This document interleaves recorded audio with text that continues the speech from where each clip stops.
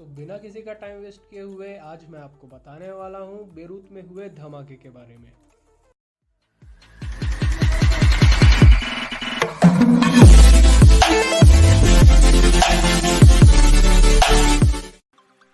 तो जैसा कि हम लोगों ने न्यूज़ में कुछ दिन पहले ही देखा था, सुना था, जो भी था कि लेबनान के कैपिटल सिटी बेरूत में आज तक का सबसे बड़ा नॉन न्यूक्लियर धमाका हुआ, जिसका जिम्मेदार अमोनियम नाइट्रेट नाम का केमिकल कंपाउंड था।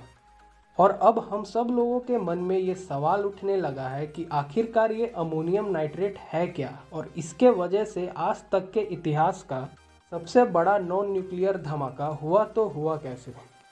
तो मैं अपने तरफ से पूरी कोशिश करूंगा कि इस घटना के पूरे टाइमलाइन को अच्छे से कवर करूं और आप सभी को बताऊं कि आखिर ऐसी कौन कौन सी घटनाएं हुई जिसके वजह से ये दुखद हादसा घटित हुआ। आगे बढ़ने से पहले मैं आप सभी को बता दूं कि मैंने अपने पिछले वीडियो में अमोनियम नाइट्रेट के बारे में ब्रीफली बताया था, तो जिसने भी उस वीडियो को अभी तक नहीं देखा है वो ऊपर वाले आई बटन पे क्लिक करके उस वीडियो को देख सकता है, और मैं उस वीडियो का लिंक अपने डिस्क्रिप्शन बॉक्स में भी दे दूंगा। तो चलो बिना किसी देरी के शुरू करते हैं इस घटना का टाइमलाइन। तो इस एक्सप्लोजन का शुरुआत होता है एमवी रोजर्स से। आप लोग पूछोगे कि ये एमवी रोजर्स है क्या। ये एक कार्गो शिप था जिसको सितंबर 2013 में अमोनियम नाइट्रेट को जॉर्जिया के बटूमी शहर से मोज़ाम्बिक के मेटोला शहर में स्थित फैब्रिका डी एक्सप्लोजिव्स पहुंचाने के लिए किराए पे लिया गया था। लेकिन किसी कारणवश उस शिप को अपने सफ़र के बीच में ही लेबनान के कैपिटल सिटी बेरूत के बंदरगाह पर रुकना पड़ा। इसके वहाँ रुकने के दो मुख्य कारण बताए जाते हैं। पहला तो ये कि शिप में कुछ मैकेनिकल खराबी आ जाने के कारण इसको वहाँ रुकना पड़ा, और दूसरा ये बताया जाता है कि इसके मालिक के पास स्वेज कैनाल का टोल भरने का पैसा ही नहीं था, जिसके कारण मजबूरी में उस शिप को वहाँ रुकना पड़ा।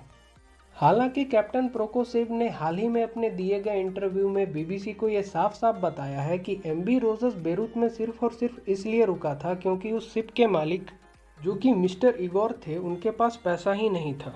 और पैसे न होने के कारण कैप्टन से कहा गया कि वह उस शिप से अतिरिक्त माल के तौर पर हैवी मशीनरी ढोए, जिससे कि स्वेज कैनाल का टोल भरने के लिए पैसा जमा हो सके। अब इसके बाद ये हुआ कि जितना भी भारी भरकम मशीनरी शिप के ऊपर रखा हुआ था, उसके कारण शिप के हैच को भारी नुकसान झेलना पड़ा, जिसके वजह से शिप डैमेज हो गया और उसे वापस कभी समुद्र में जाने के लिए परमिशन मिला ही नहीं। अब मिस्टर इगोर, जो कि रोजर्स का ओनर था, वह कंगाल होने का दावा करके उस शिप को बेरूत में ही छोड़ दिया, जिसके बाद 2014 में उस शिप के डेंजरस कार्गो को, जो कि अमोनियम नाइट्रेट था, उसे अनलोड करके हैंगर नंबर 12 में रखवा दिया गया, जहां ये धमाका हुआ। ये धमाका कितना बड़ा था ये आप इस बात से समझ सकते हैं कि पूरा का पूरा आधा बेरूत इस धमाके के चपेट में आ गया। दिनांक 4 अगस्त 2020, उस समय बेरूत में दोपहर हो रहा था जब वहां के बंदरगाह पर दो धमाके हुए। दूसरा धमाका इतना भयंकर था कि इसमें 171 लोग मारे गए, 6000 लोग घायल हो गए और लगभग 3 लाख लोग बेघर हो गए। ये धमाका उसी 2750 टन अमोनियम नाइट्रेट से हुआ, जो कि लेबनान के ऑफिशियल्स ने उस शिप से जब्त किया था।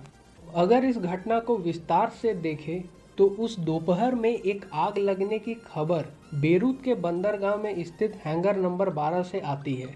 ये वही हैंगर नंबर 12 था जिसमें एमवी रोजर्स से जब्त किया हुआ अमोनियम नाइट्रेट रखा हुआ था। साथ ही साथ इस हैंगर में पटाखे भी रखे हुए थे। इस हैंगर के जस्ट सामने एक ग्रेन साइलो था। ग्रेन साइलो मतलब कि जहां अनाज को स्टोर किया जाता है। लगभग 8:25 रात को भारतीय समय अनुसार एक फायर फाइटर और एक पैरामेडिक की टीम को उस घटना स्थल के लिए रवाना किया जाता है। हालांकि यहाँ मैंने रात का जिक्र किया है, लेकिन इस समय वहाँ शाम हो रहा था, क्योंकि बेरूत का टाइम भारत से 2.5 घंटे पीछे चलता है। वहाँ पहुँचते ही फायर क्रू ने ये रिपोर्ट किया कि जहाँ आग लगी हुई है वहाँ से उन्हें अजीब सी आवाज़ सुनाई दे रही है। अब करीब भारतीय समय के अनुसार 8:37 PM को पहला धमाका हुआ था, जिसके साथ धुएं का एक गुब्बार आसमान में छा गया, जो कि दूर से ही दिखाई दे रहा था, और साथ ही साथ पटाखों की रोशनी भी साफ साफ दिखाई दे रही थी, जो कि उसी हैंगर नंबर 12 में रखे हुए थे। फिर लगभग उसके 33 से 35 सेकंड के बाद दूसरा धमाका हुआ, जिसने कि आधे बेरूत को अपने रडार पे ले लिया।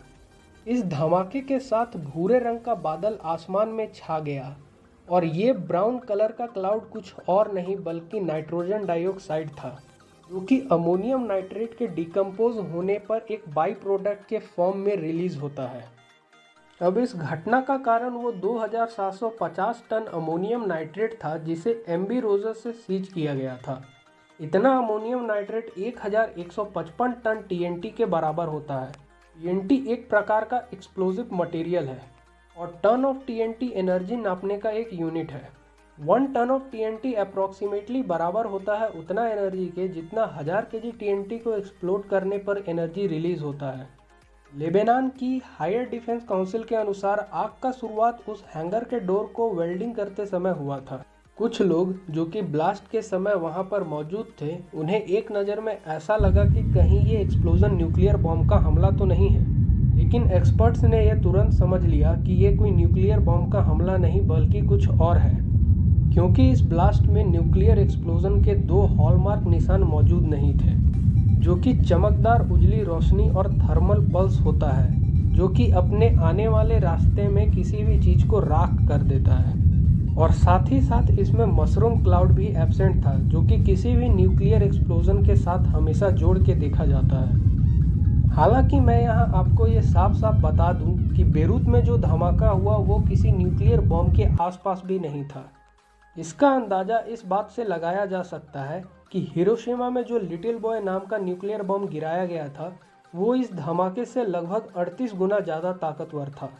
और तो और अभी तक का सबसे खतरनाक nuclear bomb B-83 nuclear warhead इस धमाके से 3000 गुना ज़्यादा ताकतवर है। वैसे मेरा मानना है कि ये सब हथियार सिर्फ एक दूसरे को डराने में ही काम आए तो ज़्यादा अच्छा होगा। तो इसी के साथ मैं अब मिलता हूँ आपसे अपने अगले वीडियो में।